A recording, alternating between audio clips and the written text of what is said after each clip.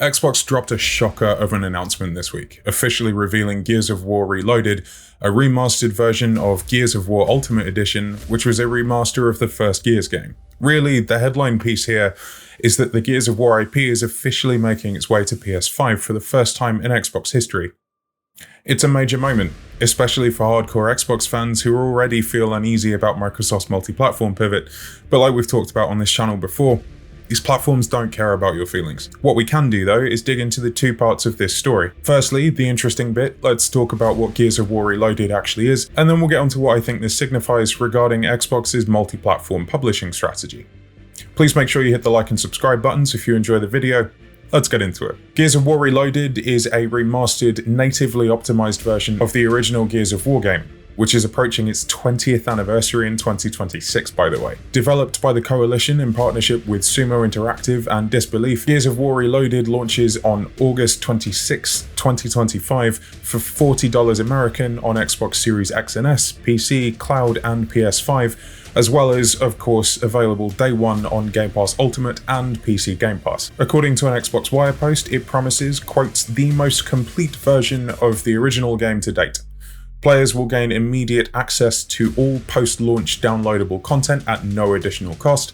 This includes the bonus campaign act, all multiplayer modes and maps, and a full roster of classic characters and cosmetics unlockable through progression. Players can expect 4K resolution, 60 FPS in campaign, 120 FPS in multiplayer, HDR across the board, Dolby Vision, Dolby Atmos, spatial audio, VRR support, 4K assets, remastered textures, enhanced post-processing visual effects, improved shadows and reflections, super resolution with improved anti-aliasing, and zero loading screens during campaign. Crossplay is supported on all platforms, so wherever you choose to play, you'll be able to join your friends for the ride across both multiplayer and campaign. Signing in with a Microsoft account is completely optional, but doing so will enable full cross-progression as well as the ability to send invites across platforms. As an extra bonus for Xbox players, if you already own Gears of War Ultimate Edition, Gears of War Reloaded will be a free upgrade. So we've broken down what to expect with this new edition of Gears of War.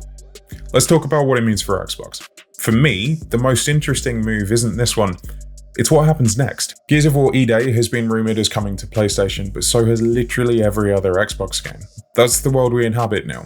Every game falls into this awkward category of content I like to call Schrodinger's exclusive. This uncertainty about where a game might launch and within what timeframe has created a challenging state of doubt amongst Xbox's hardcore fanbase. Gears E-Day, Fable, the next Forza game, the next Halo game, all of these titles that would have once been guaranteed as exclusive IP for Xbox are now on the table thanks to Microsoft's no red lines stance.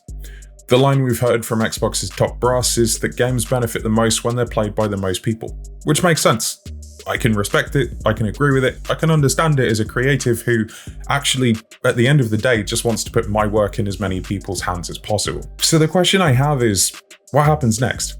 Gears of War Reloaded gives both people on PlayStation and those on PC and Xbox who may have been too young or not even born the opportunity to play a 20-year-old game with a fresh coat of paint. It also serves as a sampler for the rest of the Gears franchise that is available on the Xbox ecosystem. If Gears E-Day gets announced for PS5, Gears Reloaded is a really helpful marketing tool for newcomers to the IP that will massively boost player uptake of a new Xbox first-party game. If, however, we see Gears E-Day launch only on Xbox and PC, it tells us a few things. One, Xbox is still cognizant of having exclusive content, timed or otherwise, on its ecosystem, at which point Reloaded could help coax PS players onto cloud gaming to experience the rest of what the Gears IP has to offer. Two, Microsoft hasn't yet pushed Xbox to truly put everything everywhere. We're still seeing exclusive outliers with games like South of Midnight and Avowed, but we don't necessarily know how long that might actually last for. 3, I might well be proven right with my gateway drug theory. See the video I've linked here if you want to know more about that one.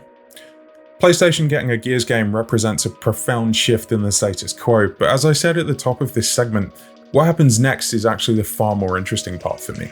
The June showcase is just over a month away, and based on some of the rumours we've heard over the last year or so surrounding old Xbox IP, I don't think this is the last we'll hear of it. Tom Warren recently disclosed on the Xbox 2 podcast that not only has he heard about a Halo remaster in the works, but that there might be a PlayStation port coming as well. Most assumed when this rumor actually dropped that it could be Halo the Master Chief Collection. Another theory is that this could actually be a Halo Combat Evolved reboot done in Unreal Engine 5. But more recently, Tom Warren expanded on what he'd heard by stating that expectations should be lowered and perhaps only expect the first Halo game to make an appearance. Gears Reloaded actually firms up this rumor, and I wouldn't be surprised if we see Halo Combat Evolved get a similar treatment to Gears Reloaded soon. If you want to know what I think about a Halo game on PlayStation, you should check out this video, which talks about the potential implications for both Xbox and Halo. Speaking of Combat Evolved, I have one last thing to tell you guys. I recently built my first PC, and I've set myself a fun challenge. I want to get good with mouse and keyboard, so I'm starting my first ever live streaming series called Console Player vs PC, where I'll be playing through Halo the Master Chief Collection on Legendary difficulty using only a mouse and keyboard. My first stream starts in just a few days after this video goes live, so make sure you're subscribed with notifications turned on, that way you won't miss it. Thank you for tuning in, guys, and spending a few minutes of your day with me. My name is Deadly Headley, and you can find all my social links in the pinned comment down below. Drop your thoughts in the comments. Let me know what you think about Xbox's multi-platform push. Do you think it's a smart business move, or is it a, quote, betrayal of its core identity, according to lunatics on Twitter? That's all from me, guys. I'll catch you soon. Peace.